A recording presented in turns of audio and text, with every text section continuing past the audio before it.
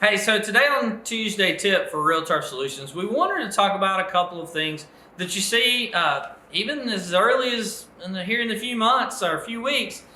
Is some diseases out there in your turf and in your yard. So while you're out, I know it's cold and it's January and people go, well, what are you talking about diseases for? But I wanted to talk to you about some of those diseases. The grass, the plants, all of the plant material that's still out there in your yard, even though it may not have any leaves, even though it may be dormant, the grass is brown, it's not growing right.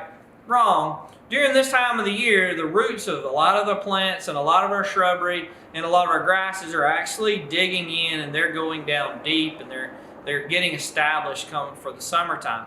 So they're still actively growing, they're still actively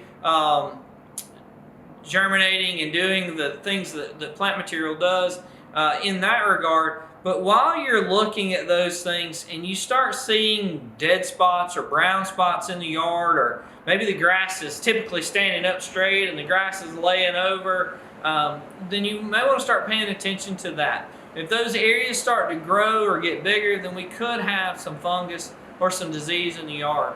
And this time of the year, it's kind of hard to see that disease or those funguses, but come springtime, you'll instantly see it because the grass will be dead. It won't green back up and those kind of things. So we want to make sure that even though it's wintertime and it's the dead of winter and you think, well, there's not really a lot to do, there's a lot to be keeping in mind.